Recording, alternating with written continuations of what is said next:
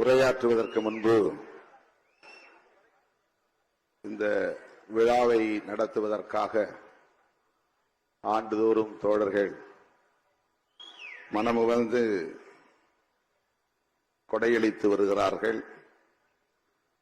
அவர்களின் பட்டியலை படிப்பது முதற்கடமை. அம்பேத்கர் சுடர் விருதுக்கு 15 நபர்களும், பெரியார் ஒளி விருதுக்கு 11 பேரும், மார்க்ஸ் மாமணி விருதுக்கு 10 பேரும், அயோத்திதாசர் ஆதவன் விருதுக்கு 14 பேரும், காமராஜர் கதிர் விருதுக்கு 10 பேரும், காயிதே மில்லத் பிறை விருதுக்கு 10 பேரும், செம்மொழி ஞாயிறு விருதுக்கு 10 பேரும் என 80 பேர் இந்த விழாவுக்கு கொடையளித்திருக்கிறார்கள். தொடர்ந்து 10 ஆண்டுகள் தவறாமல் கொடையளித்து வரக்கூடிய தோழர்களுக்கு பாராட்டு சான்றிதழ் வழங்குவது என்று நான் நேற்று முகநூல் நேரலையில் குறிப்பிட்டேன். இந்த நிகழ்வில் அதை ஒருங்கிணைக்க இயலவில்லை. தனியே ஒரு நிகழ்வை ஒருங்கிணைத்து அதிலே அந்த சான்றிதழ் வழங்கப்படும் என்பதை தெரிவித்துக் கொள்கிறேன். அடுத்த ஆண்டில் அதேபோல 10 ஆண்டுகள் தொடர்ந்து வழங்கக்கூடியவர்களின் பட்டியல் தயாரித்து அந்த சான்றிதழ் வழங்கப்படும். பொதுவாக நாம் இந்த விழாவுக்கு வெளியே யாரிடத்திலும் கொடை திரட்டுவதில்லை, நிதி திரட்டுவதில்லை. செல்ஃப் ஜெனரேட்டட் ஃபண்ட், நமக்கு நாமே முன்வந்து மனமுவந்து நிதியை திரட்டி, தோழர்கள் மனமுவந்து தருவதை திரட்டி இந்த விழாவை நடத்துகிறோம். முதலாக 2007 நாம் நடத்திய நிகழ்ச்சி கோயம்பேட்டிலே ஒரு பொதுக்கூட்டமாக நடைபெற்றது. இன்றைக்கு காமராஜர் அரங்கத்தில் டிஜிட்டல் விழா என்கிற அளவுக்கு இது விரிவடைந்திருக்கிறது. லட்சக்கணக்கிலே இதற்கு செலவாகிறது. ஆகவே இதையெல்லாம் கட்சியின் முன்னோடிகள் ஏற்றுக்கொள்ளுகிற ஒரு நிகழ்வாக இந்த நிகழ்வை நாம் ஆண்டுதோறும் நடத்துகிறோம். அம்பேத்கர் சுடர் விருதுக்கு வழங்கிய தோழர்கள் கி கோவேந்தன், து ரவிக்குமார், சி சவுந்தர், சேலம் வசந்த் பெருமாள், அறிவுடை நம்பி கடலூர், வன்னி அரசு, சங்கத்தமிழன், பெரம்பலூர் கிட்டு, பெங்களூர் கணேஷ், சவுதி ராஜ்குமார், அரசு ஊழியர் ஐக்கிய பேரவை, கல்பாக்கம் அரசு ஊழியர் ஐக்கிய பேரவை, அரூர் மூவேந்தன், வீர பொன்னிவளவன் ஆகியோர் அம்பேத்கர் சுடர் விருதுக்கு நிதியளித்திருக்கிறார்கள். தலா 50,000. இதிலே சிலர் 1 லட்சமும் வழங்கியிருக்கிறார்கள்.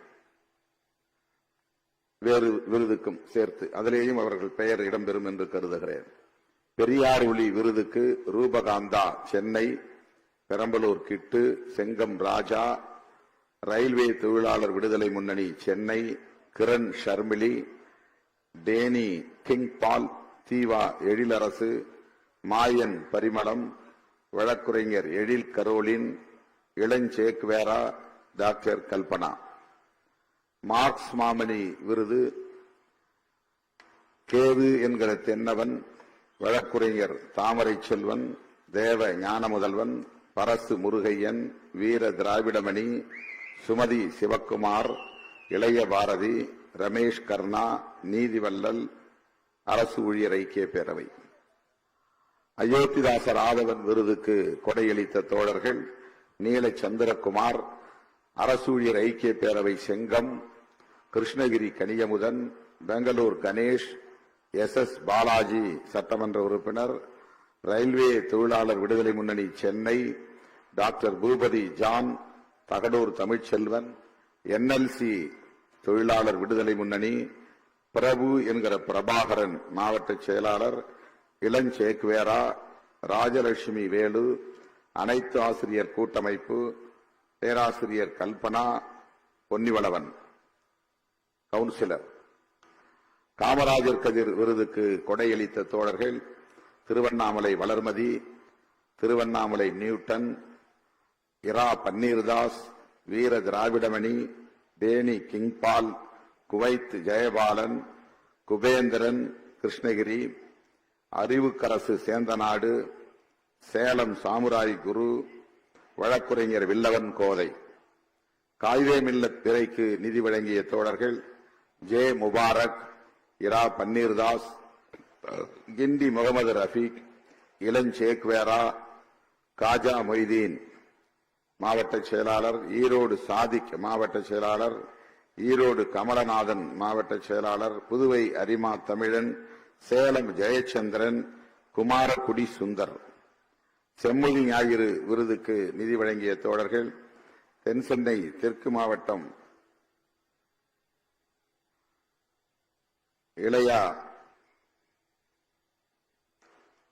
பிச்சமுத்து, எஸ் பாலாஜி சட்டமன்ற உறுப்பினர், டாஸ்மாக் தொழிலாளர் விடுதலை முன்னணி, கிரண் ஷர்மிளி, மாயன் பரிமளம், கள்ளக்குறிச்சி ராமமூர்த்தி, இண்டி முகமது ரஃபீக், விடுதலை செல்வன், தீபம் என்கிற சுடர்மொழி மதுரை மாவட்ட செயலாளர், மாமன்ற உறுப்பினர் யாழினி ஆகிய தோழர்கள். இந்த செலவை ஈடுகட்டுவதற்காக ஒவ்வொரு விருதுக்கும் தலா 50,000 வழங்கி இந்த நிகழ்வை சிறப்பித்திருக்கிற உங்கள் அனைவருக்கும் முதலில் என்னுடைய நெஞ்சார்ந்த நன்றியை உரித்தாக்குகிறேன்.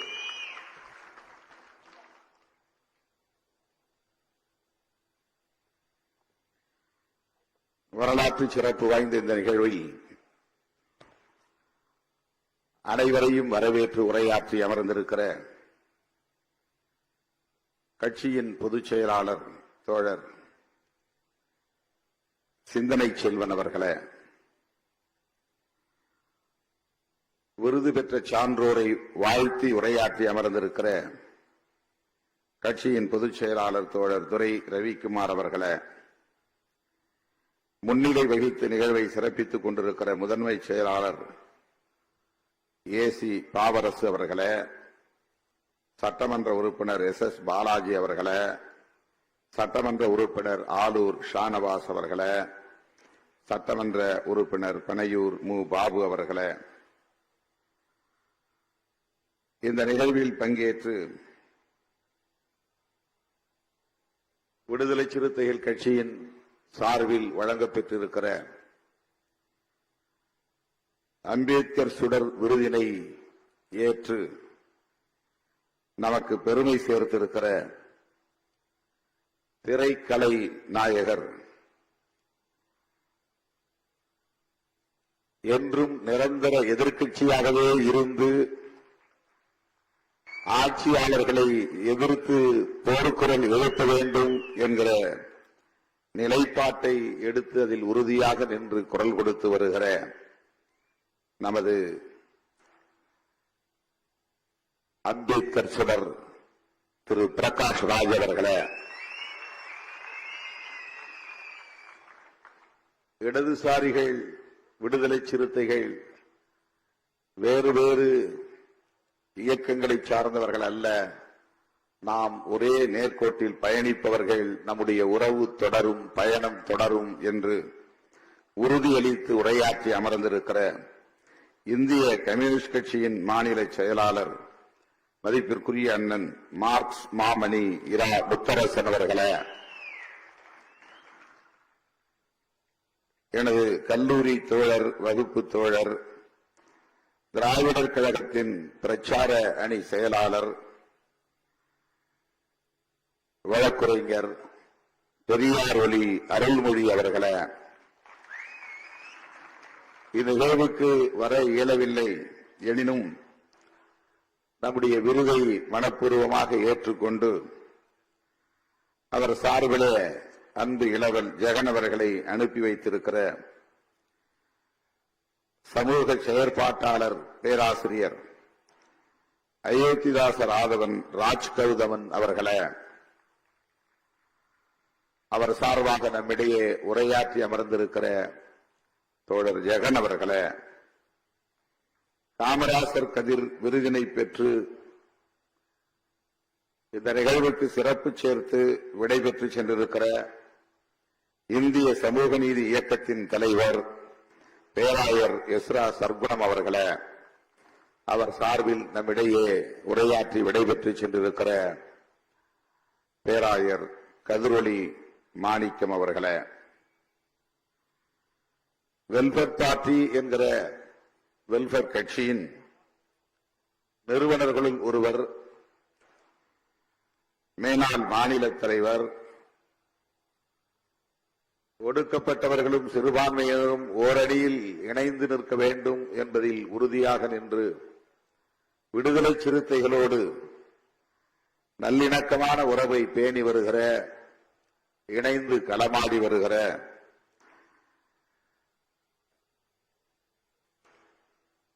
ஜனாப் காயிதே மில்லத் பிறை எஸ்.என். சிக்கந்தர் அவர்களே, தமிழக அளவில் மட்டுமின்றி உலகளாவிய அளவில் கல்வெட்டியல் துறையில் இன்றைக்கு பேரும் புகழும் பெற்று விளங்குகிற மூத்த தமிழ் அறிஞர், கல்வெட்டியல் அறிஞர், செம்மொழி ஞாயிறு ஏ. சுப்பராயலு அவர்களே, இந்த சான்றோர் பெருமக்களோடு சேர்ந்து இந்த நிகழ்வுக்கு வருகை தந்திருக்கிற அவர்களது உறவினர்களே, கட்சியை சார்ந்த தோழர்களே, அழைக்கும் போதெல்லாம் ஓடோடி வந்து மாநாடாக இருந்தாலும், கருத்தரங்காக இருந்தாலும், விருதுகள் வழங்குகிற விழாவாக இருந்தாலும், அந்த நிகழ்வுகளை எல்லாம் சிறப்பித்து எனக்கு பெருமை சேர்க்கிற என் உயிரின் உயிரான விடுதலை சிறுத்தைகளே,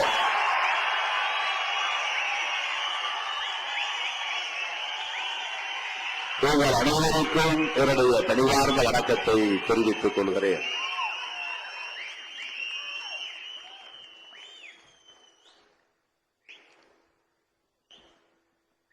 பெயர்கள் விடுபட்டிருந்தால் பொறுத்தருள வேண்டும். பாராட்டக்கூடிய ஒவ்வொருவரையும் நான் பெயர்களை சொல்லி பாராட்ட வேண்டும், நன்றி சொல்ல வேண்டும் என்று விரும்புகிறேன். நேரம் இடம் தரவில்லை. ஒரு பெயரை சொல்லி இன்னொரு பெயரை விட்டுவிட்டாலும் அது ஏற்புடையதாக இருக்காது. 4 மணி நேரமாக தோழர்கள் இங்கே நின்று கொண்டிருக்கிறார்கள். வெளியிலும் ஏராளமான தோழர்கள் நின்றவாறு இந்த நிகழ்வை பார்த்துக் கொண்டிருக்கிறார்கள். நீண்ட நேரம் நான் எடுத்துக்கொள்ள விரும்பவில்லை. இந்த நிகழ்வில் பங்கேற்று உரையாற்றிய, விருது பெற்றுக் கொண்டு உரையாற்றி அமர்ந்திருக்கிற சான்றோர் பெருமக்கள் அனைவருக்கும் என்னுடைய நெஞ்சார்ந்த வாழ்த்துக்களை தெரிவித்துக் கொள்கிறேன். அத்துடன் இந்த விருதுகளை பெற்றுக் கொண்டதற்காக, ஏற்றுக்கொண்டதற்காக லட்சக்கணக்கான விடுதலை சிறுத்தைகளின் சார்பில் நன்றியையும் நான் உரித்தாக்குகிறேன். நம்முடைய திரைக்கலை நாயகர் பிரகாஷ் ராஜ் அவர்கள் அவருக்கே உரிய நடையில் மிக இயல்பாக ஒரு திரைக்கலைஞர் எவ்வாறு எத்தகைய உடல் மொழியோடு பேச முடியுமோ அப்படி நம்மை எல்லாம் கவரக்கூடிய வகையிலே உரையாற்றி அமர்ந்திருக்கிறார். அவரை நான் பெங்களூரிலே சந்திக்கிற வாய்ப்பு கிடைத்தது. பெங்களூரில் இருந்து நம்முடைய தோழர்கள், பெங்களூர் ரவி, நம்முடைய மகானந்த், வெங்கடேஷ் போன்ற தோழர்கள் எல்லாம் வந்திருக்கிறார்கள். எதேச்சையாக சொன்னேன், இங்கேதானே இருக்கிறார், அவரை பார்த்து சில நிமிடங்கள் பேச விழைகிறேன். அவருக்கு ஏதேனும் நிகழ்ந்துவிடுமோ என்கிற அச்சம் எனக்கு இருக்கிறது. சனாதன பயங்கரவாதிகளால் அவரை சந்தித்து, நேரிலே சந்தித்து பாதுகாப்பாக இருங்கள் என்று சொல்ல விரும்புகிறேன் என்றுதான் சொன்னேன். சில நிமிடங்களில் எனக்கு அவரோடு தொடர்பை ஏற்படுத்தி கொடுத்தார் நண்பர் கஜி என்பவர், அவருடைய நண்பர் ரவி அவர்களுக்கு நண்பர். தொலைபேசியில் நான் நீங்கள் இருக்கும் இடத்தை சொன்னால் நேரிலே வந்து பார்க்க விரும்புகிறேன் என்று சொன்னேன். இல்லை, நானே வருகிறேன், உங்களை பார்க்கிறேன், காலை உணவோடு இருவரும் சந்திப்போம் என்று அவர் சொன்னதும் நான் மற்றற்ற மகிழ்ச்சிக்கு ஆளானேன். அவர் சொன்னதைப் போல வந்தார், அழைத்தார், காலை உணவுக்கு சென்றோம். மிகச் சாதாரணமான மக்கள் கூடுகிற ஒரு உணவகத்தில் தான் சந்தித்தோம். பொதுவாக ஆக்டர் என்றால் ஸ்டார் ஹோட்டல்ல இருப்பாங்க, ஸ்டார் ஹோட்டல்ல தான் சந்திப்பு நடக்கும். அப்படி இல்லை, சாதாரண மக்கள் கூடுகிற ஒரு சிறிய எளிய உணவகம், பொதுவெளியில் அமர்ந்து சாப்பிடுகிற ஒரு உணவகம். அங்கேதான் அவர் இருந்தார். நாங்கள் போனோம், இருவரும் சந்தித்தோம். எனக்கு தயக்கம் இருந்தது அவர் சொன்னதைப் போல. அண்ணன் முத்தரசன் அவர்கள் எப்படி வேண்டாம் என்று மறுதளிப்பாரோ, அருள்மொழி அவர்கள் எப்படி இதை வேண்டாம் என்று சொல்வாரோ, அதை போல இவரும் வேண்டாம் என்றுதான் சொல்லுவார் என்பது நமக்கு தெரியும். அந்த தயக்கத்தோடு அவரிடத்திலே நான் நீண்ட நேரம் பேசிவிட்டு ஒன்றே ஒன்று உங்களுக்கு சொல்ல விரும்பினேன், பாதுகாப்பாக இருங்கள், சனாதன பயங்கரவாதிகள் எதையும் செய்வார்கள் என்று அவரிடத்திலே சொன்னேன். அப்போதுதான் அவருடைய அனுபவத்தை எல்லாம் பகிர்ந்து கொண்டார். கௌரி லங்கேஷுக்கும் அவருக்கும் இடையில் இருந்த நட்பை, உறவை, நீண்ட பயணத்தை பகிர்ந்து கொண்டார். அவருடைய தந்தை லங்கேஷ் அவர்கள் எப்படிப்பட்ட அரசியலை சொல்லி தந்தார் என்பதையும் அந்த சிறிய நேர இடைவெளியில் எங்களோடு பகிர்ந்து கொண்டார். அதற்கிடையிலே பல பேர் வந்தார்கள், அவரை அடையாளம் கண்டு கொண்டார்கள், அவரோடு நின்று படம் எடுத்துக் கொண்டார்கள். இப்படி அது நடந்து கொண்டே இருந்தது. இதற்கிடையில் தான் நான் இந்த தகவலை சொன்னேன். ஆண்டுதோறும் நாங்கள் இப்படி ஒரு நிகழ்வை நடத்துகிறோம், உங்களுக்கு இந்த விருதை வழங்கலாம் என்று நான் விரும்புகிறேன், உங்கள் இசைவு தேவை என்று சொன்னதும் சற்று தயங்கியபடி இசைவை தந்தார். உங்களுக்காக, விடுதலை சிறுத்தைகளுக்காக நான் அந்த மேடையில் ஏறுகிறேன், பெற்றுக்கொள்கிறேன். பொதுவாக அரசியல் மேடைகளில் என்னை அடையாளப்படுத்திக் கொள்வதில்லை.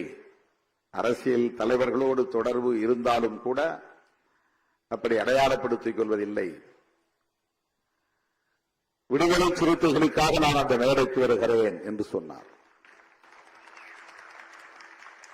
உங்கள் சார்பில் நான் மீண்டும் அவருக்கு எனது நெஞ்சார்ந்த நன்றியை உரித்தாக்குகிறேன்.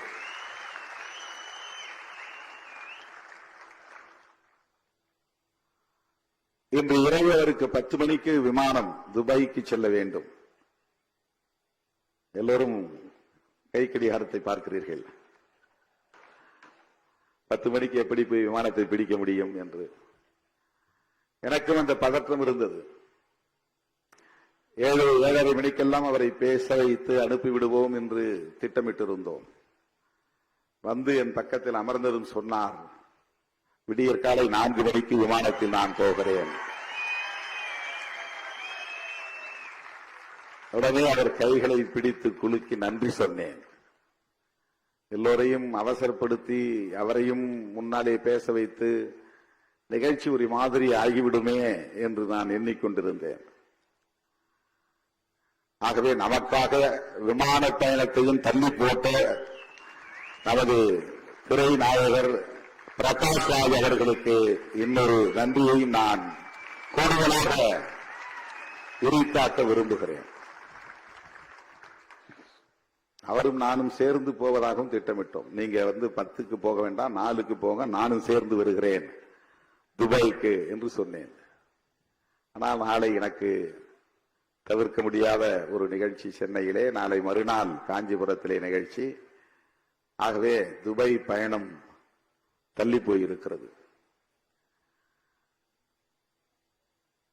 ஆக விடுதலை சிறுத்தைகளுக்காக இப்படி விட்டுக் கொடுத்து தன்னுடைய நிலைப்பாட்டையும் தளர்த்தி கொண்டு தன்னுடைய பயணத்தையும் தள்ளி வைத்து இந்த நிகழ்விலே வந்து பங்கேற்று மணிக்கணக்கிலே காத்திருந்து சிறப்பாக உரையாற்றி இந்த நிகழ்வுக்கு சிறப்பு சேர்த்திருக்கிற நம்முடைய திரை நாயகர் பிரகாஷ் ராஜ் அவர்களுக்கு என்னுடைய நெஞ்சார்ந்த நன்றியை உரித்தாக்குகிறேன். அண்ணன் முத்தரசன் அவர்கள் இந்த நிகழ்ச்சியை முடித்துக் கொண்டு கோபிச்செட்டிப்பாளையம் போக வேண்டும். அவர் இரவோடு இரவாக. அவருக்கும் இப்படி விழா விருதுகள் பெறுவது போன்றவற்றில் பெரிய ஈடுபாடு இல்லை. அவர் சொன்னதைப் போல நாங்கள் அன்பு கட்டளையிட்டோம், முடிவெடுத்து விட்டோம், வந்துதான் தீர வேண்டும் என்று. ஆகவே கோபிச்செட்டிப்பாளையத்திலிருந்து சாலை வழியாக பயணம் செய்துதான் இந்த நிகழ்ச்சிக்கு வந்தார். அங்கே மார்க்சிய கல்விக்கான ஒரு நிறுவனம் ஒரு பெரிய கட்டிடத்தை 5 அடுக்கு மாளிகையை கட்டியிருக்கிறார்கள் இந்திய கம்யூனிஸ்ட் கட்சியின் சார்பிலே.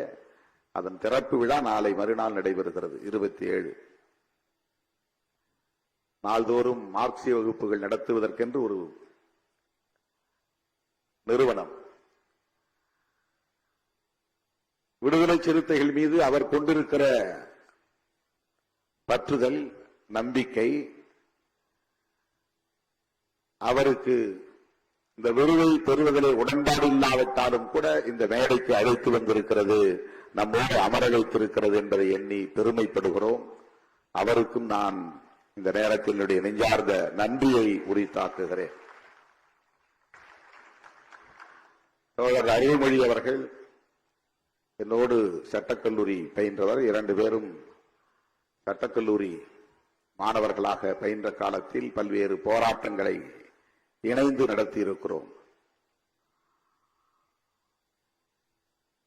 பெரியார் கடலில் மாணவர்கள் சார்பில் நடைபெற்ற நிகழ்ச்சியில் அவரோடு பேசுகிற வாய்ப்பு எனக்கு கிடைத்தது.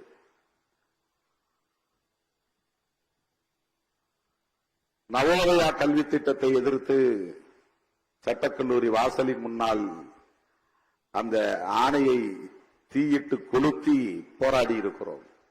2 பேர் 3 பேர் தான், அவர், நான், இன்னொரு ஒரு சில தோழர்கள் 3 அல்லது 4 பேர் மட்டும் வாசலில் நின்று அதை தீயிட்டு கொளுத்தி இருக்கிறோம். பேராசிரியர் சுபவி அவருடைய உடன் பிறந்த அண்ணன் SP முத்துராமன், ஈழத்தை சார்ந்த தமிழ் திரையுலகில் இயக்குநராக பணியாற்றிக் கொண்டிருக்கிற VC குகநாதன் போன்றவர்கள் எல்லாம் இணைந்து உருவாக்கிய ஈழத் தமிழர் பாதுகாப்பு கூட்டமைப்பு, ஈழ விடுதலை ஆதரவு கூட்டமைப்பு. அதிலே மாணவர்கள் என்கிற அடையாளத்தோடு அதிலே இணைந்து பணியாற்றிய அனுபவம் இருவருக்கும் உண்டு. அப்படி இணைந்து நாங்கள் மாணவ பருவத்தில் களமாடி இருக்கிறோம். அவர் தேர்தல் அரசியலுக்கு வரவில்லை, நான் தேர்தல் அரசியலுக்கு வந்துவிட்டேன். ஆனால் இலக்கு ஒன்றுதான், களம் ஒன்றுதான், பயணம் செய்யும் வாகனம் மாறியிருக்கிறது. அவர் தேர்தல் அரசியலில் ஈடுபடவில்லை, பெரியாரியத்தை இன்னும் தீவிரமாக மக்களிடத்திலே கொண்டு போய் சேர்த்துக் கொண்டிருக்கிறார். அதே பணியைத்தான் நானும் தேர்தல் களத்தில் இருந்து கொண்டு தேர்தல் அரசியலை பற்றி கவலைப்படாமல் செய்து கொண்டிருக்கிறேன். இதனால் என்ன பாதிப்பு ஏற்படும் என்பதை பற்றி நான் கவலைப்படவில்லை. கூட்டணியில் சேர்த்துக் கொண்டாலும் சேர்த்துக் கொள்ளாவிட்டாலும், தேர்தலில் வெற்றி பெற்றாலும் வெற்றி பெறாவிட்டாலும், பெரியாரியத்தை உயர்த்தி பிடிப்பதிலே திருமாவளவன் ஒருபோதும் பின்வாங்க மாட்டான் என்பதை எல்லா களத்திலும் எல்லா சூழலிலும் உறுதிப்படுத்தக்கூடிய வகையில் பணியாற்றிக் கொண்டிருக்கிறேன். அந்த வகையில என்னோடு பயின்ற ஒரு சக தோழருக்கு இந்த நிகழ்விலே பெரியார் ஒலி என்கிற விருதினை வழங்கியதில் நான் பெருமைப்படுகிறேன், மகிழ்ச்சி அடைகிறேன். அவரும் அதை ஏற்றுக்கொண்டு நம்மோடு இந்த மேடையில் அமர்ந்து இந்த நிகழ்ச்சியை சிறப்பித்ததற்காக லட்சோபலட்சக்கணக்கான விடுதலை சிறுத்தைகளின் சார்பிலே என்னுடைய நெஞ்சார்ந்த நன்றியை தெரிவித்துக் கொள்கிறேன். தந்தை பேராயர் எஸ்ரா சர்க்குணம் அவர்கள் எத்தனையோ நெருக்கடிகள் இருந்த நிலையிலும் கூட, நாம் அடிமாறி போன நிலையிலும் கூட நம்மோடு நல்ல உறவை, நல்லிணக்கத்தை பேணி பாதுகாத்து வரக்கூடியவர், நம்மை வளர வேண்டும் என்று வாழ்த்தக்கூடியவர், அந்த நல்லெண்ணம் கொண்டவர். சிறுபான்மை மக்களுக்கு விடுதலை சிறுத்தைகள் கட்சி ஒரு பாதுகாப்பு அரண் என்கிற நம்பிக்கை அவரிடத்திலே மேலோங்கி இருந்தது. பெருந்தலைவர் காமராஜர் பிறந்த நாள் விழாக்களில் நம்மோடு அவர் பங்கேற்று பல நிகழ்ச்சிகளில் உரையாற்றி இருக்கிறார். அப்படிப்பட்ட ஒரு ஆளுமை தந்தை பேராயர் அவர்கள் உடல் நலிவுற்ற நிலையிலும் கூட நம்முடைய அழைப்பை ஏற்று இந்த நிகழ்வுக்கு வந்து மணிக்கணக்கிலே காத்திருந்து நம்முடைய விருதினை பெற்று சிறப்பித்ததற்காக அவருக்கும் இந்த நேரத்தில் என்னுடைய நெஞ்சார்ந்த நன்றியை நான் உரித்தாக்குகிறேன். அண்ணன் ராஜ்கௌதமன் அவர்கள் நம்மிடையே வரவில்லை, தொலைபேசியிலே தொடர்பு கொண்டு பேசினேன். கடுமையான உடல் நல பாதிப்பு, பேச முடியாது, பயணிக்க முடியாது என்கிற அளவுக்கு அவர் உடல் நலிவுற்றிருக்கிறார். தொலைபேசியிலே என் குரல் கேட்டதும் திருமா என்று அந்த பாசத்தை கொட்டக்கூடிய வகையிலே உணர்வை வெளிப்படுத்தினார். நல்லா இருக்கீங்களா திருமா என்று உரிமையோடு என்னை நலம் விசாரித்தார். அவர் சார்பிலே இன்றைக்கு ஜெகன் வந்து இந்த விருதினை பெற்றுக் கொண்டது மகிழ்ச்சி அளிக்கிறது. 90களின் தொடக்கத்தில் நான் யார் என்று பெரிய அளவிலே அடையாளம் தெரியாத காலத்தில் அவர் எழுதிய புத்தகத்தில் என்னை பேட்டி எடுத்து அந்த பேட்டியை அவருடைய புத்தகத்திலே பதிவு செய்தார். 1990-91 அந்த ஏற்பாட்டை செய்தவர் தோழர் ரவிக்குமார் அவர்கள். இன்றைக்கும் அந்த புத்தகத்தில் என்னுடைய பேட்டி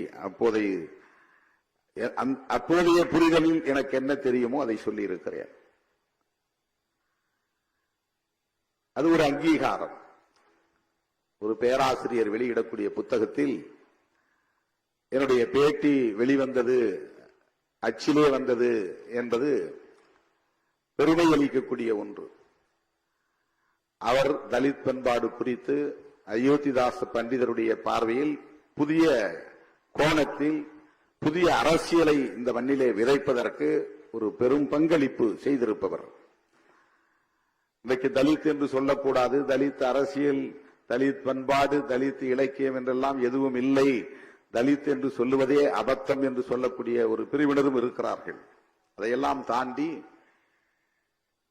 தலித் என்கிற ஒரு சொல்லாடலும் அதன் பொருளும் அதன் அரசியலும் விரிவானது என்பதை யாரும் மறுத்துவிட முடியாது. அது இன்றைக்கு தமிழக இந்திய அளவில் எவ்வளவு பெரிய தாக்கத்தை ஏற்படுத்தி இருக்கிறது என்பதை யாரும் மறுத்துவிட முடியாது. அப்படிப்பட்ட காலகட்டத்தில் விடுதலை சிறுத்தைகளை ஒரு அரசியல் இயக்கமாக அங்கீகரித்து, திருமாவளவனை ஒரு தலைவராக அங்கீகரித்து, அன்றைக்கு தன்னுடைய புத்தகத்திலே என்னுடைய பேட்டியை வெளியிட்ட பெருமையை அண்ணன் ராஜ்கௌதமன் அவர்கள் வழங்கினார். அவருக்கு இன்றைக்கு நாம் விருது வழங்கக்கூடிய அளவுக்கு வளர்ச்சி அடைந்திருக்கிறோம், வலிமை பெற்றிருக்கிறோம். அவரும் அதை ஏற்றுக்கொண்டு நமக்கு மகிழ்ச்சியை உருவாக்கி இருக்கிறார் என்பதை எண்ணி நான் பெருமைப்படுகிறேன்.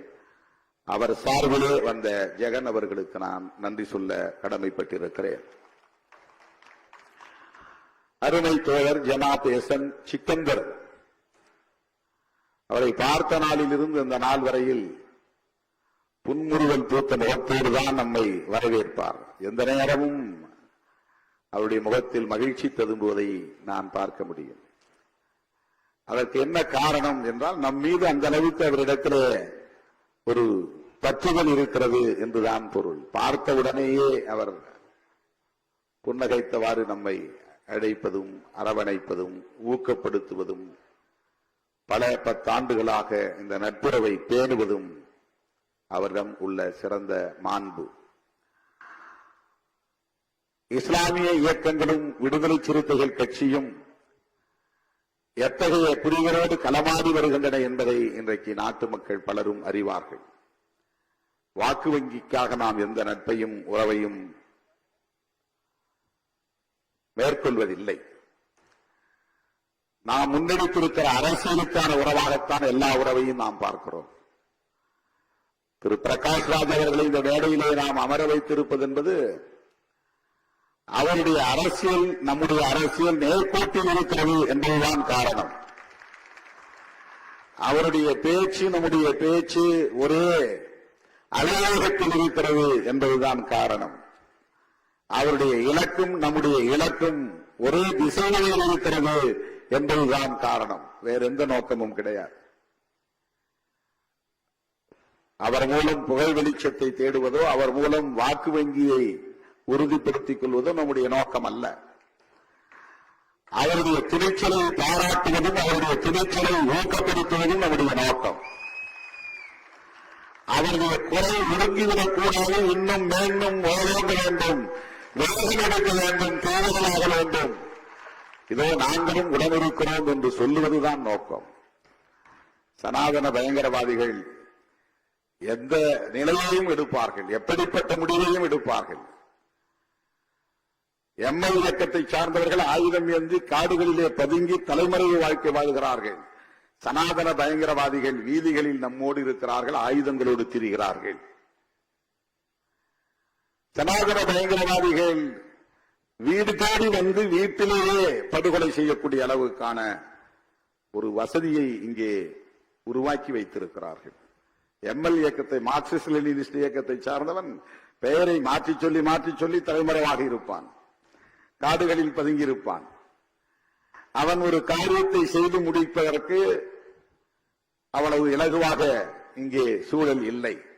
ஆனால் சனாதன பயங்கரவாதிகள் ஆயுதங்களோடு மேடைகளில் திரிகிறார்கள் இந்தியாவிலே. அதுதான் முக்கியமானது.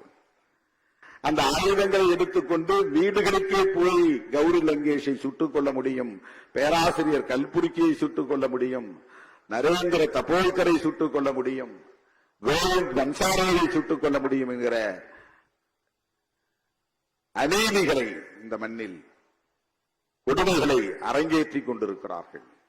அவர்கள் எங்கும் ஓடி ஒளிந்து கொள்வதில்லை. தலைமறைவு வாழ்க்கை கிடையாது. ஆந்திர காடுகளிலே பதுங்கியிருப்பதைப் போல, மாவோயிஸ்டுகள் பதுங்கியிருப்பதைப் போல இவர்கள் பதுங்கியிருப்பதில்லை. மேடைகளில் இருக்கிறார்கள், மந்திரிகளோடு இருக்கிறார்கள், ஆயுதங்களோடு திரிகிறார்கள். அப்படிப்பட்ட சூழலிலே பிரகாஷ்ராஜ் போன்றவர்கள் பாதுகாப்பாக இருக்க வேண்டும் என்கிற ஒரு உணர்வு எனக்குள் ஒரு உந்துதலாக இருந்தது.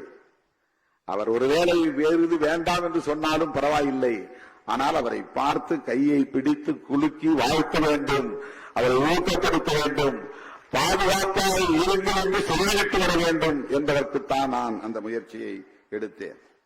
தோழர்களே, இந்த மண்ணில் எப்படிப்பட்ட பயங்கரவாதம் தலைவிரித்தாடுகிறது, இந்த பயங்கரவாத சக்திகளிடையே நாம் எவ்வாறு ஒருங்கிணைந்து செயல்பட வேண்டியிருக்கிறது என்பதை இன்றைக்கு விடுதலை சிறுத்தைகள் கட்சி உணர்ந்திருப்பதால் தான் இஸ்லாமிய இயக்கங்களோடு அந்த நட்புறவை, நாம் நல்லிணக்கமான உறவை பேணி பாதுகாத்து வருகிறோம். ரொம்ப அருமையா சொன்னார் பிரகாஷ்ராஜ் அவர்கள்.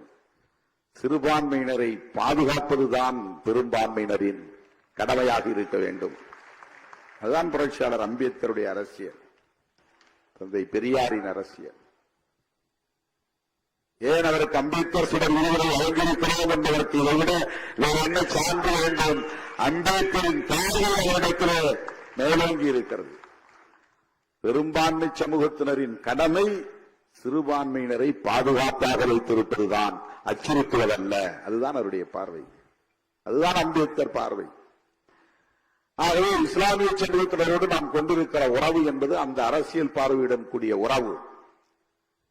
அந்த வரிசையிலே எல்லா இஸ்லாமிய இயக்கங்களோடும் இன்றைக்கு நல்லிணக்கமாக இருக்கிற ஒரே அரசியல் இயக்கம் விடுதலை சிறுத்தைகள் கட்சி. அந்த வரிசையிலே நம்முடைய எஸ்.என். சிக்கந்தர் அவர்கள் நம்மை நேசிப்பவர், நம் இயக்கத்தை வளர வேண்டும் என்று விரும்புகிறவர், இயக்கம் வளர வேண்டும் என்று விரும்புகிறவர், வாழ்த்தக்கூடியவர். அவர் இந்த மேடையிலே வந்து நம்முடைய விருதினை பெற்றுக் கொண்டது, காய்தேம் இல்ல பிறை என்கிற விருதினை பெற்றுக் கொண்டது மகிழ்ச்சி அளிக்கிறது. அவருக்கும் இந்த நேரத்தில் என்னுடைய நெஞ்சார்ந்த நன்றியை தெரிவித்துக் கொள்கிறேன். ரவிக்குமார் அவர்கள் மூலம்தான் நமக்கு பெரியவர், மூத்த தமிழ் அறிஞர், கல்வெட்டியல் அறிஞர் சுப்பராயு அவர்களை தெரியும். இந்த ஆண்டு செம்மொழி ஞாயிறு யாருக்கு தருவது என்கிற ஒரு யோசனையில் நான் இருந்தபோது தோழர் ரவிக்குமார் அவர்களோடு நான் தொலைபேசியிலே பெங்களூரில் இருந்து பேசிய போது அவர் முன்மொழிந்த பெயர்தான் கல்வெட்டியல் அறிஞர் ஏ. சுப்பராயலு அவர்கள். அவரை பற்றிய குறிப்புகள் படித்த போது வியப்பை தந்தன. இந்த அளவுக்கு அவர் கடுமையாக உழைத்து தமிழ் சமூகத்தின் வரலாற்றை வெளிச்சத்திற்கு கொண்டு வந்திருக்கிறார். அவங்க பேசுகிற போதே சொன்னார், நீங்கள் எல்லாம் எந்த அளவுக்கு கவனித்தீர்கள் என்று தெரியவில்லை. அந்த காலத்தில் அரசர்களாக இருந்தவர்கள், மாமன்னர்களாக இருந்தவர்கள், சோழர் காலமாக இருந்தாலும் அல்லது எந்த ஆட்சி காலமாக இருந்தாலும் அவர்கள் உருவாக்கி வைத்த கல்வெட்டுகளில் பிராமணர்களுக்கு எவ்வளவு முக்கியத்துவம் இருந்தது. அந்த ஊர்கள் 1000 ஊர்கள் என்றால் அதில் 500 ஊர்கள் அல்லது 600 ஊர்கள் பிராமணர்கள் வசித்த வசிப்பிடமாக இருந்தன. அந்த வசிப்பிடங்கள் எவ்வாறு உருவாயின, அவர்களுக்கு ஏன் அவர்கள் அவ்வளவு முக்கியத்துவம் தந்தார்கள், இந்த வர்ணாசிரம தர்மம் என்கிற மனு தர்மம் எப்படி இந்த சமூகத்தில் இன்றைக்கு நிலை பெற்றிருக்கிறது, அந்த நிலை பெறுவதற்கு கோவில் எந்த அளவுக்கு பங்களிப்பு செய்திருக்கிறது. கோவில்தான் இங்கே சனாதன தர்மம் நிலை பெற்றிருப்பதற்கு காரணமாக இருக்கிறது. இதுதானே பெரியார் பார்வை, இதுதான் கல்வெட்டியர் அறிஞர் சுப்பராயன் அவர்களின் பார்வை, இதுதான் அம்பேத்கர் பார்வை, இதுதான் கல்வெட்டியல் அறிஞர் சுப்பராயன் அவர்களின் பார்வை. ஆகவே இந்த மண்ணில் ஆட்சியாளர்கள் மாமன்னர்கள் எப்படியெல்லாம் சனாதன தர்மத்தை நிலைவரச் செய்வதற்கு பங்களிப்பு செய்திருக்கிறார்கள், அறிந்தோ அறியாமலோ என்பதை இன்றைக்கு வரலாற்று அடிப்படையிலே அறிந்துணர்வதற்கு ஏதுவாக அவருடைய ஆய்வுகள் அமைந்திருக்கின்றன. அப்படிப்பட்ட ஒரு சிறந்த ஆய்வறிஞர், வரலாற்றியல் அறிஞர், கல்வெட்டியல் அறிஞர் சுப்பராயன் அவர்கள் நம்முடைய அழைப்பை ஏற்று வருகை வந்து விருதினை பெற்று நமக்கு சிறப்பு சேர்த்ததற்காக விடுதலை சிறுத்தைகளின் சார்பில் அவருக்கும் என்னுடைய நெஞ்சார்ந்த நன்றியை தெரிவித்துக் கொள்கிறேன், பாராட்டுகளை தெரிவித்துக் கொள்கிறேன். அருமை தோழர்களே, தோழர் அருள்மொழி அவர்கள் ஒரு வேண்டுகோளை வைத்தார் அல்லது ஒரு அறிவுறுத்தலை தந்தார். அதற்கு தோழர் ரவிக்குமார் அவர்களும் இங்கே விடையிறுத்தார். மகளிர் பெயரில் ஒரு பெண்மணியின் பெயரில் விருதினை அறிவிக்க வேண்டும் என்பது, அதிலே 100 விழுக்காடு நமக்கு உடன்பாடு இருக்கிறது. அதிலே எந்த மாற்று கருத்தும் இல்லை. மார்க்ஸ் மாமணி என்கிற விருதினை கூட நாங்கள் இப்போது அண்மையிலேதான் அறிவித்தோம். இது 3வது ஆண்டு. முதல் ஆண்டு ஜவஹர் பெற்றுக் கொண்டார், 2வது ஆண்டு தோழர் கே பாலகிருஷ்ணன் பெற்றுக் கொண்டார், 3வது விருதினை அண்ணன் முத்தரசன் அவர்கள் பெற்றிருக்கிறார். அப்படி நாம் எடுத்தால் ஏராளமான பெயர்களில் சிங்காரவேலர் பெயரில் விருது வழங்க வேண்டும் என்ற ஆலோசனையும் இருக்கிறது. ஏன் ரெட்டமலை சீனிவாசன் பெயரில் தரக்கூடாதா என்கிற கேள்வி இருக்கிறது.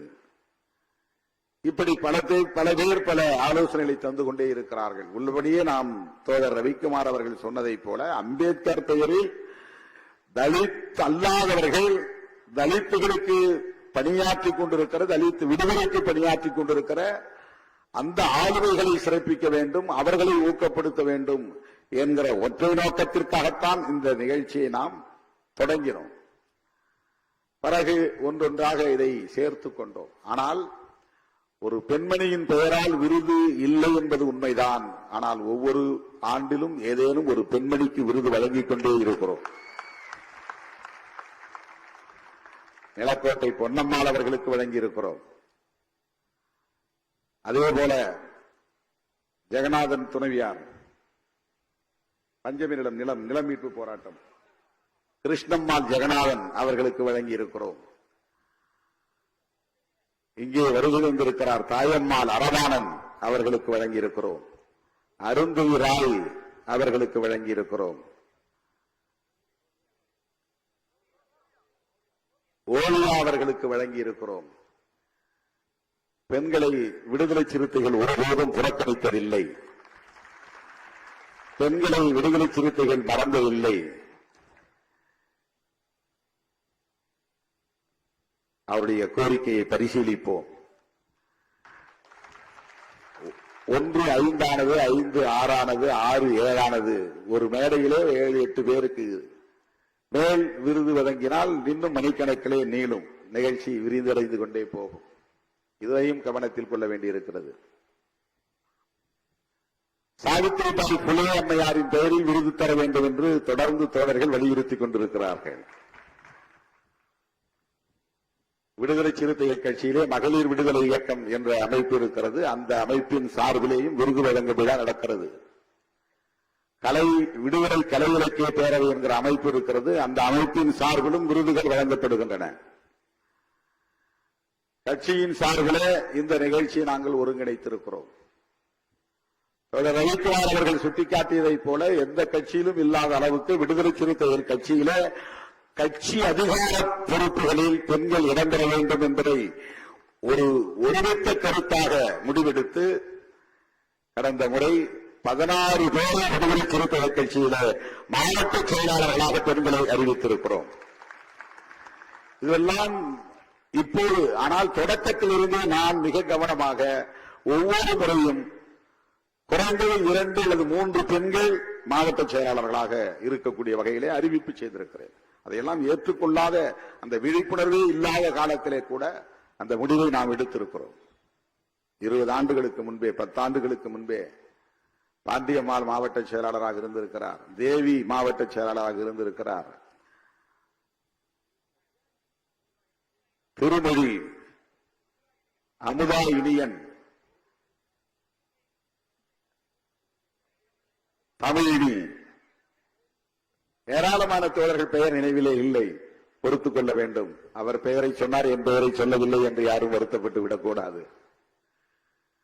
இன்றைக்கு 16 பெண்கள் எந்த கட்சியிலும் கிடையாது. இது துணிச்சலான முடிவு.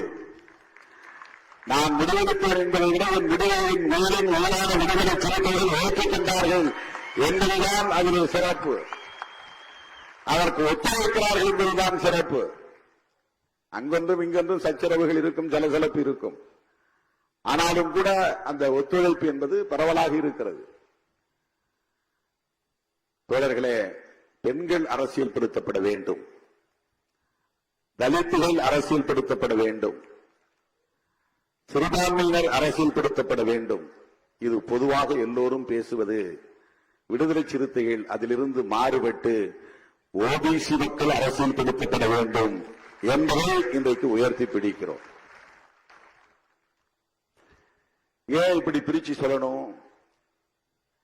எல்லா விடுதலை அரசியலும் செய்தியில் வந்துதான் பேசப்படுவதை தவிர ஊர்த்துறையில் பேசப்படுவதில்லை. அதுதான் பிரச்சனையே. ஏன் இந்தியாவில் புரட்சி நடக்கவில்லை என்றால், ஏன் இந்தியாவில் சாதி ஒழிப்பு நிகழவில்லை என்றால், ஏன் இந்தியாவில் ஒரு புரட்சிகர மாற்றம் நிகழவில்லை என்றால், உள்ளபடியே உண்மையிலேயே இது எங்கே பேசப்பட வேண்டுமோ அங்கே பேசப்படவில்லை. பாதிக்கப்பட்ட தலித்துகளிடம்தான் இந்த அரசியல் வெகுவாக பேசப்படுகிறது. தலித் அல்லாதவர்களிடையே இது இன்னும் வலுவாக பேசப்பட வேண்டும். சனாதனத்தை பாதுகாப்பது யார்? சனாதன சக்திகளுக்கு உற்ற துணையாக இருப்பது யார்? பார்ப்பனர்கள் உண்ட எச்சில் இலையில் படுத்து உருண்டால் புண்ணியம் கிடைக்கும் என்பதை ஏற்றுக்கொண்டு நம்பி அந்த எச்சில் இலைகளில் உருகுவது யார்? இதையும் கவனிக்க வேண்டியிருக்கிறது. 19 யாரோ பார்ப்பனர் அல்லாதவர்கள் என்று பார்த்துவிட்டு போய்விட முடியாது.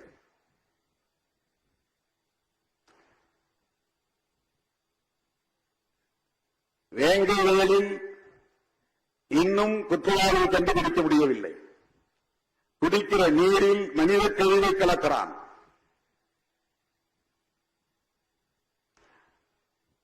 கோவிலுக்குள் நுழைய முடியவில்லை. அழைத்து வந்த மாவட்ட ஆட்சியரை அவர் முன்னாலேயே சாதி பெயரை சொல்லி அங்கே ஒரு சாதாரண பெண்மணி கேவலப்படுத்தி பேசுகிற நிலை இருந்தது.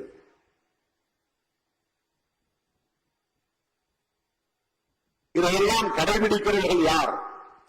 நடைமுறைப்படுத்துகிறவர்கள் யார்? இதன் மீது அதிகம் நம்பிக்கை வைத்திருப்பவர்கள் யார்?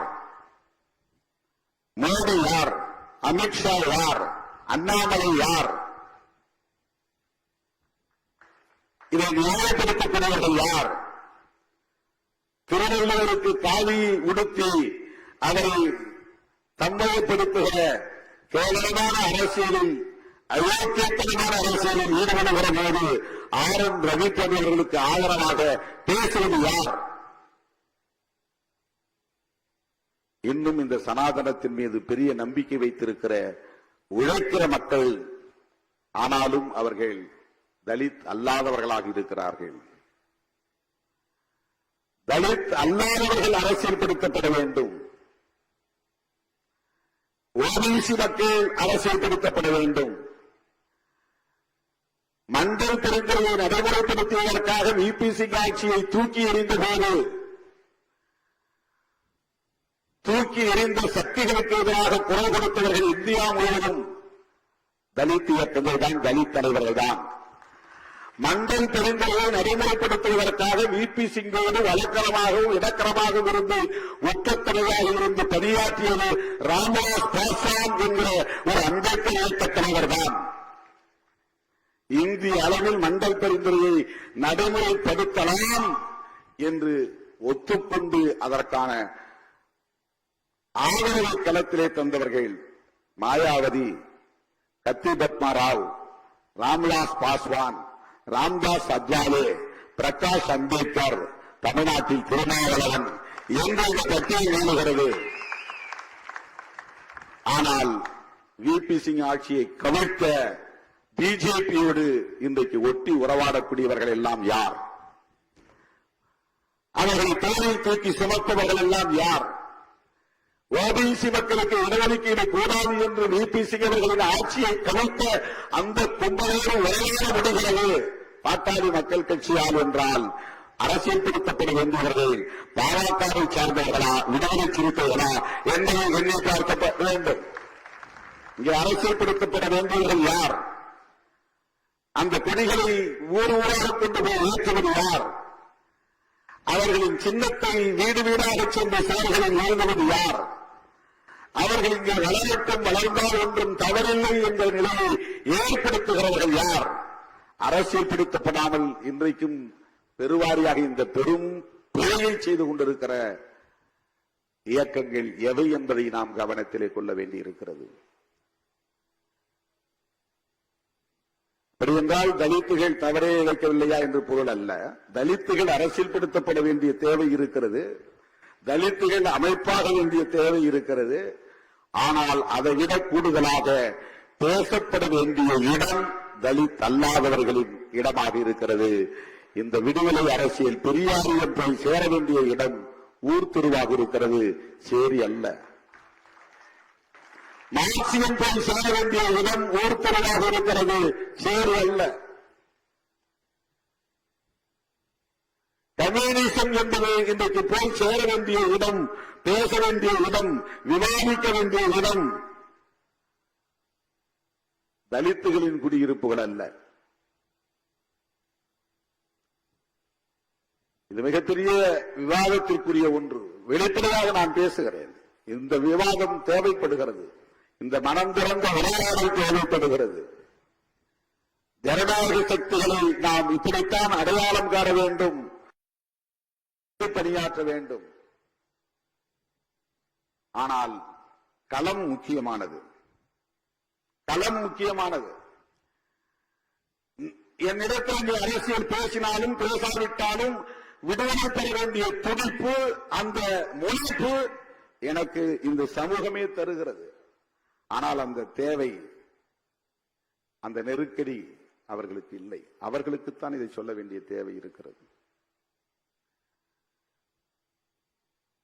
அப்படிப்பட்ட ஒரு சமூகத்திலே பிறந்து அதிலிருந்து முற்றிலும் மாறுபட்டு எந்த நெருக்கடியும் இல்லாத நிலையில் ஒரு புரட்சிகர அரசியலை உள்வாங்கிக் கொண்ட ஒரு மகத்தான தலைவர் தான் தந்தை பெரியார்.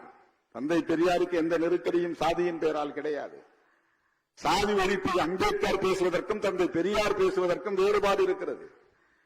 அம்பேத்கர் பேசுவது அவுட் ஆஃப் கம்பல்ஷன், பேசித்தானாக வேண்டும், அது தேவை. தந்தை பெரியாருக்கு அப்படி ஒரு எந்த கம்பல்ஷனும் கிடையாது, எந்த நிர்பந்தமும் கிடையாது. ஆனால் பேசுகிறார், பேசினார், பல நெருக்கடிகளை சந்தித்தார். கம்யூனிஸ்ட் இயக்கங்களில் எப்படி பலர், ஏராளமான தோழர்கள் தியாகம் செய்திருக்கிறார்கள். நாமெல்லாம் இந்த மண்ணிலே ஒரு இயக்கமாக தோன்றாத காலத்திலேயே இந்த பிரச்சனைகளுக்காக போராடி ரத்தம் சிந்தியவர்கள் கம்யூனிஸ்டுகள்.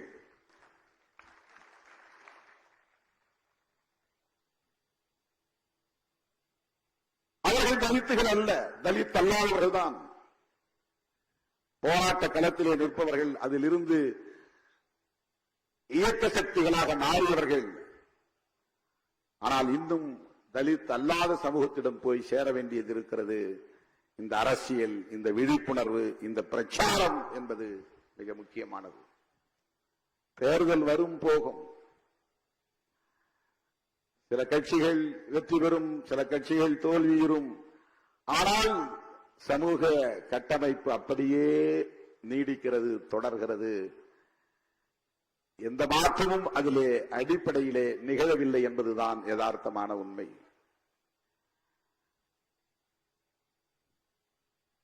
இன்றைக்கு சனாதன சக்திகள் என்று நாம் சொல்லுகிறோம். அவர்கள் வெறும் பார்ப்பனர்கள் மட்டும்தானா சனாதன சக்திகள்?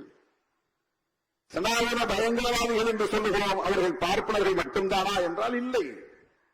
அதை தாண்டி விரிவடைந்திருக்கிறது. அதுதான் அவர்களின் உத்தி.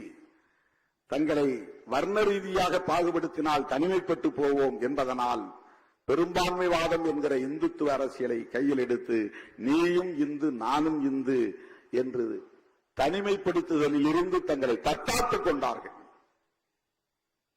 இப்போது பார்ப்பன வெளியேற்றம், பார்ப்பன ஒதுக்குதல், பார்ப்பன தனிமைப்படுத்துதல் என்பது டைலூட் ஆகியிருக்கிறது, நீர்த்து போயிருக்கிறது.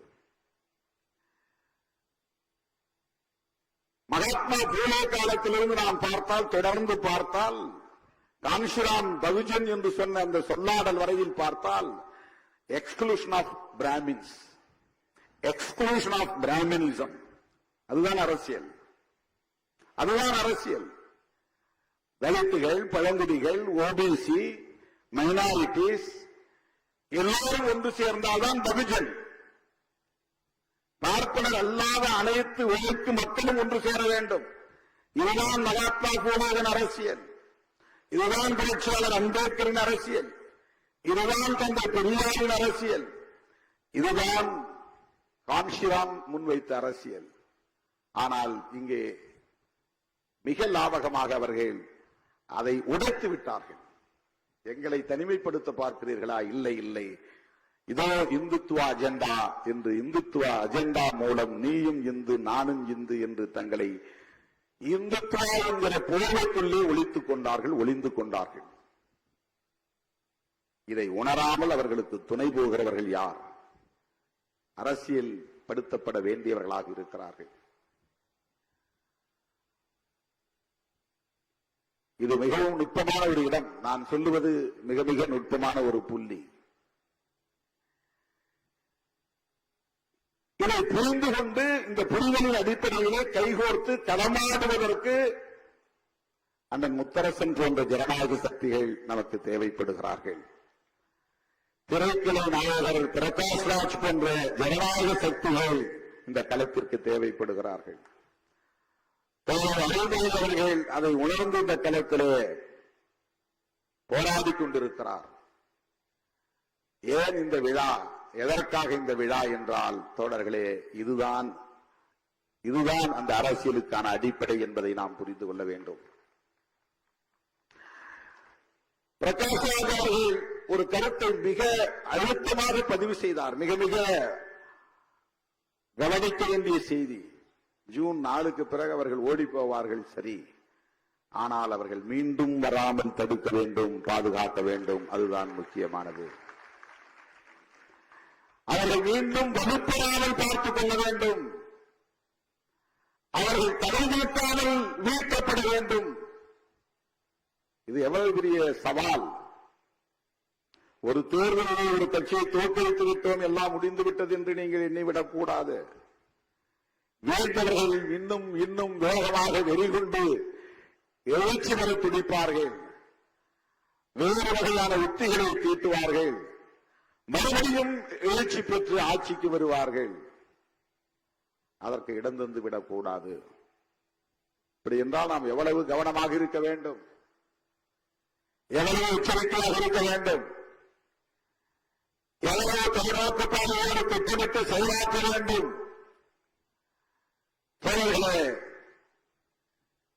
தேர்தல் வெற்றி தோல்வி ஒரு பொருட்டல்ல. கருத்தியல் அடிப்படையில் நட்பு பகையை தீர்மானிப்பதும், நட்பு சக்திகளை ஒருங்கிணைப்பதும், பகை சக்திகளை நீக்குவதும் மிக முக்கியமானது.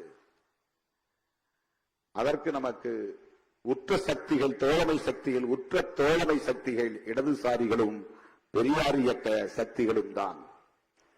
தமிழகத்தில் அதை இன்றைக்கு சரியாக உணர்ந்து அவர்களோடு இணைந்து தொடர்ந்து இயங்குகிற இயக்கம் விடுதலை சிறுத்தைகள் கட்சி என்பதை நான் பெருமையோடு சொல்ல கடமைப்பட்டிருக்கிறேன். இந்த அடிப்படையில் நம்முடைய உறவே வெறும் வாக்கு வங்கி கணக்கல்ல, வெறும் வாக்கு வங்கி கணக்கல்ல. தமிழகம் தலைமை அளவில் ஒரு பெரிய இயக்கமாக இந்த இயக்கம் இன்றைக்கு வலுப்பெற்று இருக்கிறது. அண்டை மாநிலங்களிலும் வேறுபடுத்தி வருகிறது. எனவே நாம் தேசிய கட்சியாகிவிட்டோம், தேசிய அளவிலே பெரிய இயக்கமாகிவிட்டோம் என்றெல்லாம் கற்பனை உலகத்திலே நாம் மிதக்கவில்லை. அது வரும் போகும். 4 பேர் வருவார்கள், 4 பேர் போவார்கள். கட்சி வளர்ந்தது போல் இருக்கும், பிறகு தேய்ந்தது போல் மாறும். இதுவெல்லாம் தற்காலிகமானவை. ஆனால் நாம் எடுத்துக்கொண்ட இந்த நிலைப்பாடு, நாம் பேசுகிற இந்த அரசியல் நீர்த்து போகக்கூடாது. அதுதான் முக்கியமானது. அந்த அடிப்படையில் நம்முடைய உறவுகள் வலுவாக இருக்க வேண்டும். எந்த நிலையிலும் இடதுசாரிகளோடு இருக்கிற உறவு, விடுதலை சிறுத்தைகள் கொண்டிருக்கிற இடதுசாரிகளோடு கொண்டிருக்கிற உறவு நீர்த்து போகாது. அப்படி விடவும் மாட்டோம். இடதுசாரிகள் இந்தியா முழுவதும் இன்றைக்கு ஜனநாயகத்தை பாதுகாக்கிற போராளிகளாக இருக்கிறார்கள் என்பதை நாம் பார்க்கிறோம். அருமை தோழர்களே, பிரதமர் மோடியை பற்றி இங்கே பலரும் பேசினார்கள். அவர் ஏதோ தனி ஆவர்த்தனம் செய்கிறார் என்று நாம் கருதிவிடக் கூடாது. ஒரு பிரதமர், ஒரு மோடியை நாம் வீழ்த்திவிட்டால் எல்லாம் சரியாகிவிடும் என்று கருத முடியாது. சராதன சக்திகளால் அதுபோல ஆயிரக்கணக்கான மோடிகளை உருவாக்க முடியும். இந்த மோடி இந்த தேர்தலில் தோற்று போனால் மோடியை போல 1000 மடங்கு வலிமை பெற்ற ஆட்களை அவர்களால் மறுபடியும் வெளிச்சத்தை கொண்டு வந்து நிறுத்த முடியும். யோகி ஆதித்யநாத் போன்றவர்கள் எல்லாம் ஒரு மாநில முதல்வராக மட்டுமே நாம் பார்க்கிறோம். நாளை மோடி இடத்திலே அவர் வந்து அமர்வதற்கு வாய்ப்பு இருக்கிறது. மோடி விட 10 மடங்கு சனாதனத்தை உயர்த்தி பிடிப்பதிலே உறுதியான ஒரு நபர். இந்தியா முழுவதும் அப்படி அவர்கள் ஆட்களை உருவாக்கி வைத்திருக்கிறார்கள். அவர்கள் எதை அழிக்க துடிக்கிறார்கள்? யாருக்கு எதிராக இருக்கிறார்கள்? அரசமைப்பு சட்டத்திற்கு எதிராக இருக்கிறார்கள். அரசமைப்பு சட்டம் எத்தகைய இந்தியாவை உருவாக்க முனைகிறது?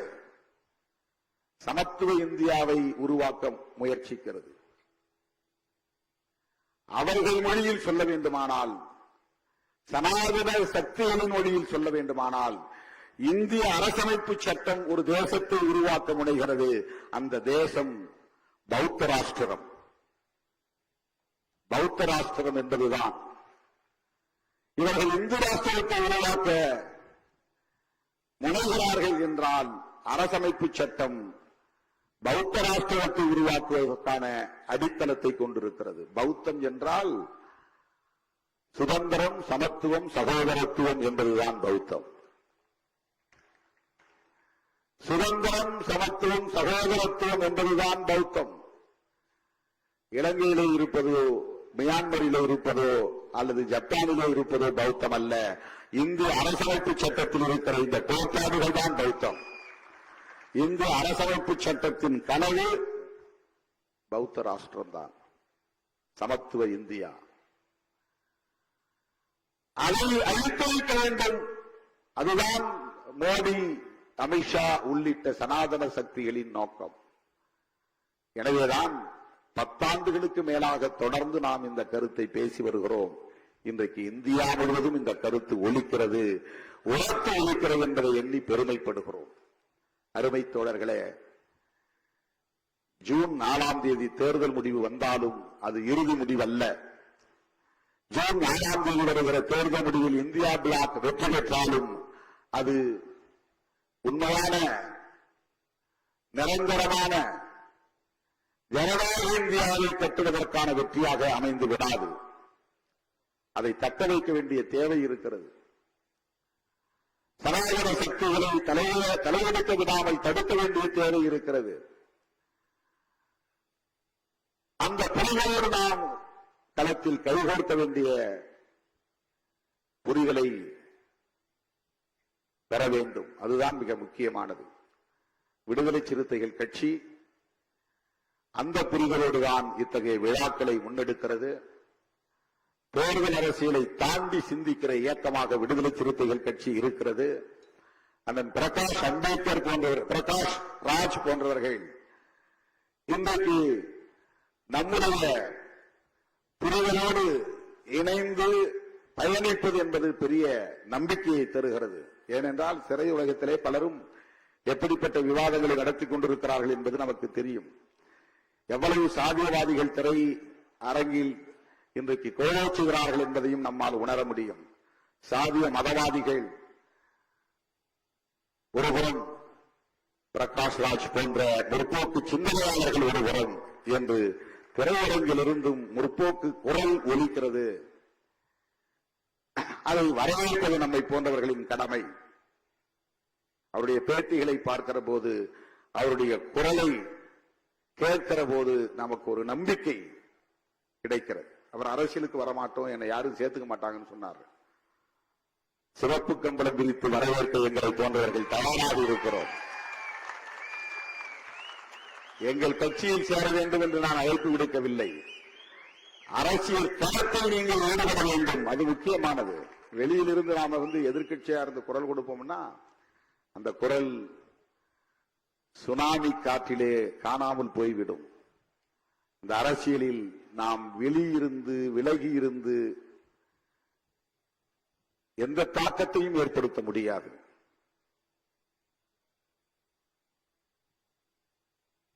நான் பலவீனமாக உணர்கிறேன் என்று கருத வேண்டாம். 35 ஆண்டு கால அனுபவத்திலிருந்து நான் இதை சொல்லுகிறேன். தோழர் ரவிக்குமார் அவர்களை அப்படித்தான் நான் சொன்னேன். நீங்கள் ஒரு இயக்கத்திலே உங்களை இணைத்துக் கொண்டு உங்கள் சிந்தனைகளை மக்களிடத்திலே கொண்டு போய் சேருங்கள். ஒரு தனி நபராக இருந்து எவ்வளவுதான் நீங்கள் சிந்தித்தாலும் எழுதினாலும் அது பெரிய தாக்கத்தை ஏற்படுத்தாது. இந்த இயக்கத்திலே உங்களை இணைத்துக் கொள்ளுங்கள், வேலையை உதறிவிட்டு வாருங்கள் என்று பலமுறை அவரிடத்தில் நான் பேசியிருக்கிறேன். ஒவ்வொரு தோழரிடமும் அப்படி நான் உரையாடி இருக்கிறேன்.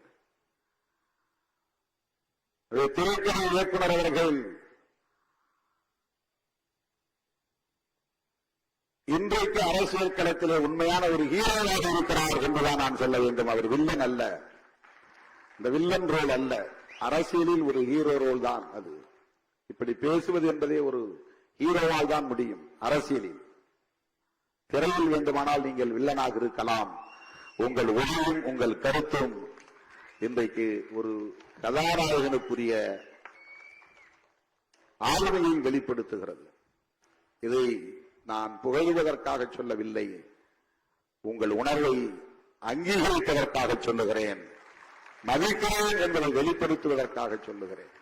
தேவைப்படுகிறார்கள். திராவிட அரசியல் என்பது திரைத்துறையில் வெளிப்பட்ட பிறகுதான் திமுக வளர்ச்சி அடைந்தது. திரைத்துறையிலே எம்.ஆர். ராதா போன்றவர்கள் பேசத் தொடங்கிய பிறகுதான், எம்ஜிஆர் போன்றவர்கள் இந்த கொடியை உயர்த்தி பிடித்த பிறகுதான், என்எஸ்கே போன்றவர்கள் நகைச்சுவை மூலம் அதை வெளிப்படுத்திய பிறகுதான், கலைஞர் அவர்கள் அதை காவியங்களாக படைக்கத் தொடங்கிய பிறகுதான் வெகு மக்களிடம் திமுக வேகமாக போய் சேர்ந்தது என்பதை யாரும் மறுத்துவிட முடியாது. திரைத்துறையில் இப்படிப்பட்ட முற்போக்கு சக்திகள் இன்னும் வலுவாக பேச வேண்டும். வெற்றிமாறன் போன்றவர்கள் இன்னும் பல உணவாக வேண்டும். பிரகாஷ் ராஜ் போன்றவர்கள் உணவாக வேண்டும். தந்த ரஞ்சித் தந்த நாடு ராஜ் போன்றவர்கள் இன்னும் ஏராளமானவர்கள் உருவாக வேண்டும். பெரியாரை பேசுகிறவர்கள், அம்பேத்கரை பேசுகிறவர்கள், மார்க்சை பேசுகிறவர்கள் திரைத்துறையிலும் ஆளுமை செய்ய வேண்டும். அண்ணன் முத்தரசன் அவர்கள் இன்றைக்கு அரிசி படித்து நிகழ்வாக நடத்திக் கொண்டிருக்கிறார். அந்த படம் விரைவில் வெளிவர இருக்கிறது. புகழுக்காகவா பணத்துக்காகவா இல்லை, அரசியலுக்காக, விவசாயிகளின் நலன்களுக்காக இன்றைக்கு அந்த பாத்திரத்தை ஏற்று அவர் நடிக்கிறார். என்னை திரைத்துறைக்கு அழைத்த போது எனக்கு எதுவுமே தெரியவில்லை திரைத்துறையை பற்றி. இப்போது யாரும் அழைக்கவில்லை. அப்போது வளர்ந்து விழுந்து அழைத்தார்கள். அப்போது நான் அதை உணரவில்லை. தோழர்களே, தமிழ்நாட்டு அரசியலில் திரைத்துறையின் பங்கு மகத்தானது. ஆகவே திருத்தணியில் முற்போக்கு சிந்தனையாளர்கள் தேவை, முற்போக்கு சிந்தனையாளர்களின் ஆளுமை என்பது தேவை. நம்முடைய தோழர் அண்ணன் பிரகாஷ்ராஜ் அவர்கள் இவ்வாறு சிந்திப்பதும் செயல்படுவதும் ஏதோ பிஜேபி எதிர்க்கிறார், மோடியை எதிர்க்கிறார் என்பதற்காக நாம் அவரை பாராட்டவில்லை. அவருடைய பார்வை பெரியார் பார்வையாக இருக்கிறது, அம்பேத்கர் பார்வையாக இருக்கிறது, மார்க்சிய பார்வையாக இருக்கிறது, கௌரி லங்கேஷின் கருத்தியலை வெளிப்படுத்தக்கூடிய ஒரு பார்வையாக இருக்கிறது என்பதால் அவரை நாம் போற்றுகிறோம், பாராட்டுகிறோம், வாழ்த்துகிறோம். உங்களை போன்றவர்களின் அரசியல் என்பது வாக்கு வங்கிக்கானதாக இருக்காது, சமூக மாற்றத்திற்கானதாக இருக்கும். எனவே நீங்கள் அரசியலில் விலகியிருந்து பெரிய தாக்கத்தை ஏற்படுத்தலாம் என்று நம்புவது ஒருபுறம் இருந்தாலும் அந்த நிலைப்பாட்டில் உறுதியாக இருந்து உங்கள் பணிகளை மேலும் முடுக்கிவிட வேண்டும். நாங்கள் உங்களோடு இருக்கிறோம், உற்ற துணையாக இருக்கிறோம் என்பதை சொல்ல கடமைப்பட்டிருக்கிறேன். என் உயிரின் உயிரான விடுதலை செலுத்துகிற தேர்தல் முடிவுகளுக்கு பிறகு கட்சியின் மறுசீரமைப்பு பணியிலே மீண்டும் கவனம் செலுத்துவோம். எப்போதும் போல உங்களுடைய ஒத்துழைப்பு தேவை. எப்போதும் போல உங்களுடைய களப்பணிகள் இன்னும் தீவிரமடைய வேண்டும். நான் அழைப்பை ஏற்று ஓடோடு வந்து இந்த நிலையை சிறப்பித்த உங்கள் அனைவருக்கும், இந்த நிலையை சிறப்பிட அமைவதற்கு பாராட்டிய அனைவருக்கும், விருதுபெற்ற சான்றோர் மக்கள் அனைவருக்கும் என்னுடைய நெஞ்சார்ந்த நன்றியை தெரிவித்து வாழ்த்து விடைபெறுகிறேன். நன்றி, வணக்கம்.